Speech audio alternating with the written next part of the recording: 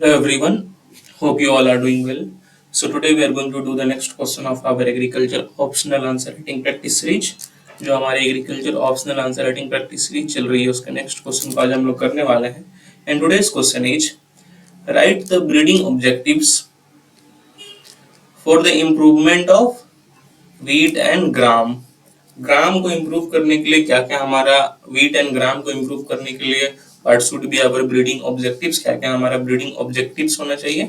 And the second part of the question is describe the pedigree method of breeding for crop improvement.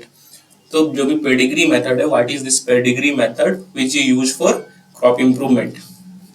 So this question was asked in 2023 IFOS examination, that is Indian Forest Service examination. तो जो Indian forest service examination का जो agriculture optional का paper है उसमें ये question पूछा जा चुका है. So it becomes very important for us. And और जैसे पेडिग्री मेथड की बात की जाए तो it is a common method. जितने भी ब्रीडिंग के कॉमन मेथड्स हैं, चाहे वो पेडिग्री मेथड हो या अदर मेथड्स हो, सबको आप अच्छे से देख लेना. चाहे वो सिलेक्शन हो, प्योर लाइन सिलेक्शन हो, बल्क सिलेक्शन हो, जो भी है, जितने सारे मास सिलेक्शन हो, ये सबको अच्छे से देखना ना, क्योंकि इससे ये सब सही, these are the basic things of breeding. और इससे वो लोग हर साल कोई ना कोई क्वेश्चन देते ही हैं. So, as a agriculture optional student, you should be knowing all this. So let's see how we approach this answer. कैसे हम लोग इस आंसर को अप्रोच कर सकते हैं. So why do we do breeding? पहले इसको समझो. ताकि किसी क्रॉप में हम लोग क्यों ब्रीडिंग करते हैं? ताकि उसमें इम्प्रूवमेंट आए. फॉर क्रॉप इम्प्रूवमेंट, जो भी क्वालिटी उसके अंदर प्रेजेंट है वो इम्प्रूव हो. ठीक है, वो इम्प्रूव हो, उसका यील्ड बढ़े. So these are the common things we do in breeding. ठीक है, ताकि जो भी हमारा वैरायटीज है, जो भी हमारा क्रॉप है, उसके न्यू न्यू वैरायटीज हम लोग डेवलप कर पाए और उस क्रॉप को ओवरऑल इम्प्रूव कर पाए. सो दैट यील्ड हर्ट्स मोर, वो डिजीज से प्रोटेक्टेड है, क्वालिटी उसकी अच्छी है. तो these are the common objectives which we do for breeding of certain crops. So देखते हैं वीट और ग्राम के ब्रीडिंग के लिए क्या क्या ऑब्जेक्टिव्स हैं हमारे पास.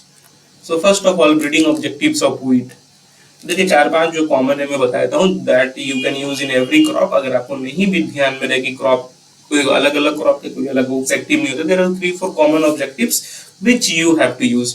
ठीक है, सो वीट के लिए सबसे पहला ऑब्जेक्टिव क्या होगा? ऑब्वियसली सारे क्रॉप के लिए पहला ऑब्जेक्टिव होता है, that is to improve the yield.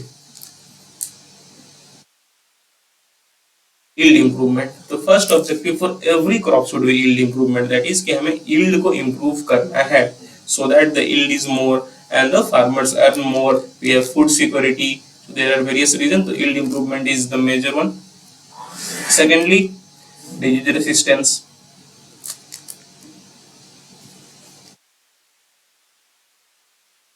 For disease resistance हम लोग को ये करना होता है because we know जैसे wheat में काफी सारे डिजीज जैसे होते हैं, such as rusts हो गए, पोल्ट्री मिल्ड्यू हो गया,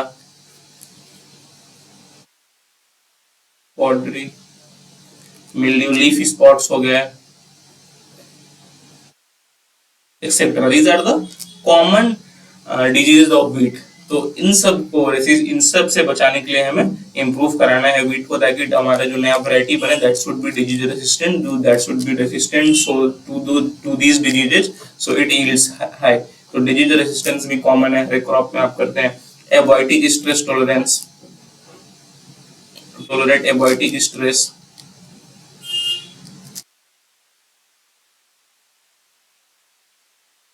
दैट इज की ड्राउट हो गया. बायोटिक स्ट्रेस क्या हो गया? जो लिविंग से हो रहा है, जैसे इंसेक्ट्स हो गया, पेस्ट्स हो गया, these are the biotic stress. A biotic stress that is जो नॉन लिविंग थिंग्स के वजह से आपको स्ट्रेस फेस करना पड़ा, such as drought, such as heat, such as salinity. So these are a biotic stresses. तो ऐसा हमें वैरायटीज डेवलप करना है, that is drought tolerant, that is heat tolerant, that is salinity tolerant, so that our production increases and जो overall wheat crop है वो ज्यादा adapt कर पाए to different conditions.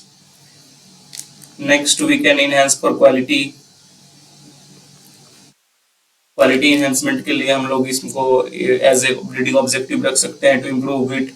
Quality improvement में क्या करते हैं? प्रोटीन कंटेंट को हम लोग we can try to improve protein content of wheat. We can try to improve the baking quality of wheat. क्योंकि वीट का देखो आप रोल बेकिंग में काफी, ये ब्रेड्स वगैरह काफी बेक होते हैं इससे। तो अगर आप बेकिंग क्वालिटी इंप्रूव करोगे तो ओवरऑल जो एग्रो प्रोसेसिंग इंडस्ट्रीज है उसमें उस वीट की डिमांड काफी अधिक रहेगी। If the baking quality will be good, the demand of those the demand of this types of wheat which have good baking quality in agro processing industry is so much. So we need to improve our baking quality, can be improved as a quality improvement objective. Next we can also try to shorten the duration of short duration varieties will can be developed, that is so that it takes short amount of time, short duration of time for the whole crop cycle. तो ये सारी कुछ breeding objectives हम लोग रख सकते हैं wheat के लिए, और ये सब सारी कॉमन ऑब्जेक्टिव्स हैं, ठीक है।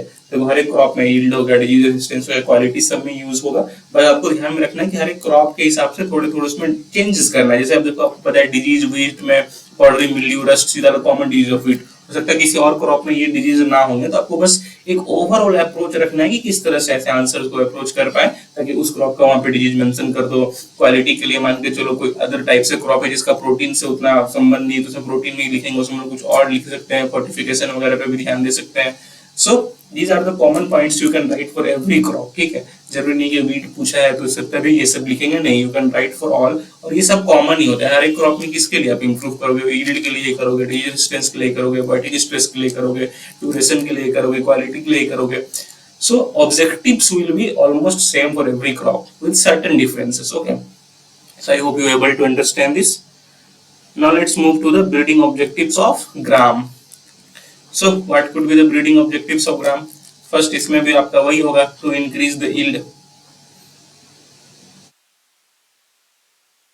The first objective for every crop should be increasing the yield. Secondly, इसका भी आप कर सकते हो to short duration varieties.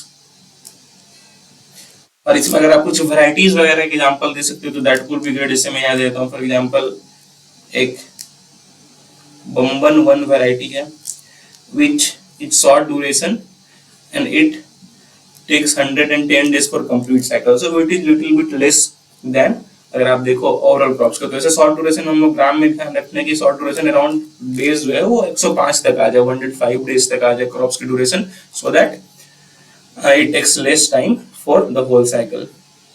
Next for what? Diseases. Diseases के लिए हम लोग ये कर सकते हैं, जैसे आप कॉमन डिजीज देखो इन ग्राम, तो you will see we have root rot, we have blight, we have mosaic diseases, we have other type of diseases, ठीक है। सो ये सारे कॉमन डिजीज है ग्राम के। तो इन डिजीज से बचने के लिए हम लोग क्रॉप इंप्रूवमेंट कर सकते हैं, इन डिजीज से बचने के लिए ब्रीडिंग कर सकते हैं। तो दिस इज वन। पेस्ट से बचने के लिए we can do to protect our crop from pest, breeding for pest resistance, इसमें रेसिस्टेंस यूज करना, वर्ड रेसिस्टेंट वर्ड यूज करना, ऐसा नहीं किसी भी डिजीज लिख के लिख दिया, for disease resistance. Okay, for pest resistance अगर आप कॉमन पेस्ट देखो तो काफी सारे प्रेजेंट है यहाँ पे ग्राम के, तो उन पेस्ट से बचाने के लिए भी रखना। और देखो आपको यहाँ से क्लियर पता चल रहा होगा, these are the some common points जो हर एक क्रॉप में आपको यूज करना है। देयर इज नथिंग डिफरेंट, हर एक क्रॉप में ये पॉइंट्स को आपको यूज करना है, बस थोड़ी सटल डिफरेंसेस। आप इसको और किसके लिए ब्रीड कर सकते हो? क्वालिटी के लिए ब्रीड कर सकते हो। जैसे ग्राम्स में क्वालिटी अगर देखो तो क्या होता है? प्रोटीन। जितने भी आपके पल्सेस वगैरह है सब में protein improvement is an major objective. जैसे आप देखोगे प्रोटीन है 23% is the average protein in gram, इसको इंप्रूव करके कोशिश करना है कि 30% तक लेके जाया जा सके, 27% तक लाया जा सके, 33% तक लेके जाया जा सके। So this is what we can do, protein improvement. और भी अगर आप देखो तो सल्फर कंटेंट के ऊपर आप कर सकते हो, एमिनो एसिड, तो आप जान protein is the same amino acid. तो ये सारी चीज है जो क्वालिटी के लिए आप कर सकते हो, ठीक है। So I hope you understand this, और these are the common points which you need to write in every crop. ऐसे 4-5 पॉइंट लिख दोगे, that will be enough for your answer. So I hope you are able to understand what are the breeding objectives for different crops and how to approach these types of answer. Now let's move to the second part of the question, that is asking about the describe the pedigree method of breeding for crop improvement. So pedigree method क्या होता है उसे हमें describe करना है। So तो pedigree method से पहले हमें समझना होगा कि what is pedigree, pedigree क्या होता है। तो pedigree refers to the record of the ancestry, record of ancestry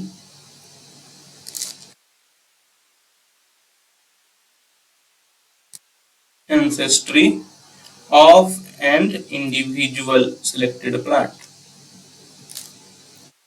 individual,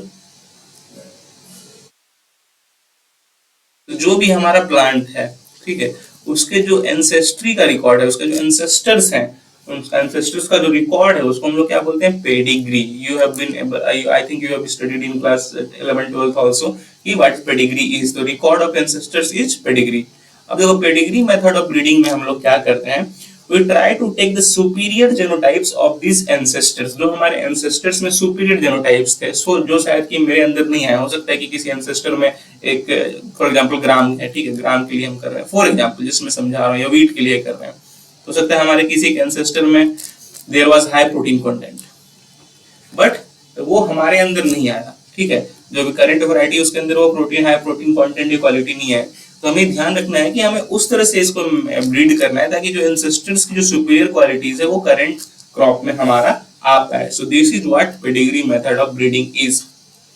so it is a method of genetic improvement of self pollinated species, इसलिए मैं सेल्फ पोलिनेटेड लिखा हूं because it is very commonly used for self pollinated species. पर हाँ, ऐसा नहीं कि cross pollinated के लिए यूज नहीं होता, it is used but in very less amount, very rarely. Generally किसके लिए यूज होता है, सेल्फ पोलिनेटेड स्पीसीज के लिए। genetic improvement of self-pollinated species in which superior, आप लिख दो genetic improvement of self-pollinated species in which superior genotypes are selected,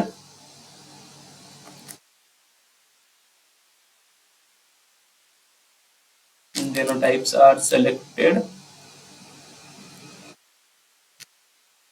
from segregating generations,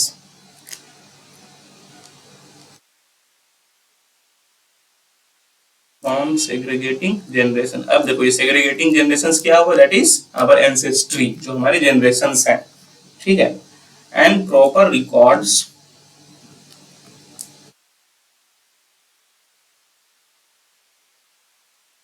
of the ancestry of selected plant,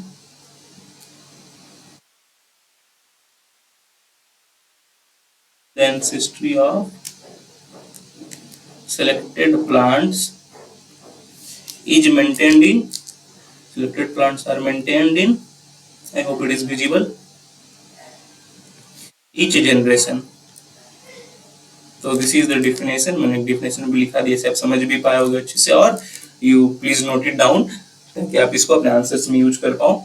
सो इसमें क्या हो रहा है, that is genetic improvement of self pollinated species in which superior genotypes, कहां से superior genotypes ले रहे हैं, फ्रॉम सेग्रीगेटिंग जनरेशन, जो हमारे जनरेशन जो हमारे एंसेस्टर्स हैं उनसे आप लोग सुपीरियर जेनोटाइप्स का यूज करके अपने आप को इंप्रूव करना है। और इसमें एक चीज पेडिग्री में हमेशा ध्यान रखना कि जब भी आप पेडिग्री मेथड का यूज कर रहे हो तो उसमें proper record keeping is very important. आप प्रॉपर रिकॉर्ड मेंटेन करके रखते हो अपने एंसेस्टर्स का, ताकि आगे चल के इस जनरेशन, हर एक जनरेशन में एंसेस्टर्स का रिकॉर्ड रखते हो ताकि आगे चल के वो इंप्रूवमेंट में यूज हो पाए, ठीक है। So I hope you understand what pedigree method is. अगर आप पेडिग्री मेथड के चाहते हैं, कुछ फीचर्स या कैरेक्टरिस्टिक्स भी लिख सकते हो, some features of pedigree method such as कि जनरली यूज होता है for improvement of self pollinated crops और self pollinated species. Cross pollination में भी ये यूज होता है, but it is very less there, the use is very less there, okay। तो generally it is used in self pollination. इसमें आप देखो तो पेडिग्री रिकॉर्ड्स को मेंटेन करना is a very important thing, ठीक है, मेंटेनेंस ऑफ, फिर maintain pedigree records,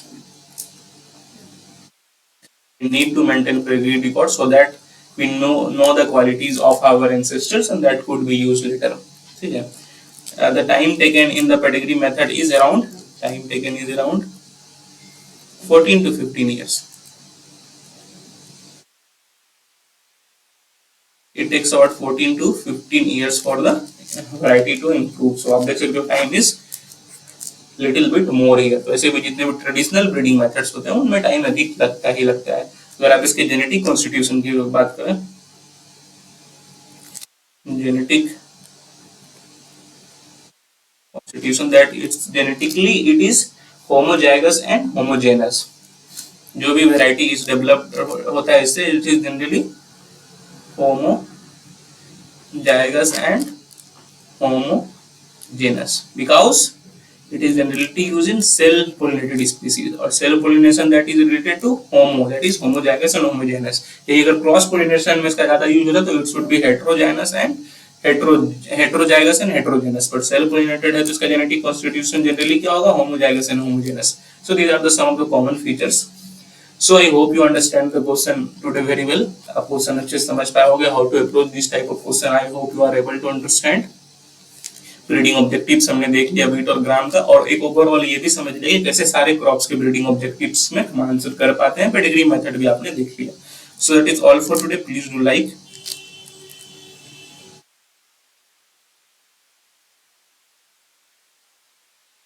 So please do like, please do share, and please do subscribe. It takes a lot of hard work to make such videos for you on regular basis. और अगर आप like करते हो, share करते हो, subscribe करते हो, it motivates us to make more such videos for you on regular basis. So please do like, share, and subscribe. So that is all for today. Have a nice day. Thank you.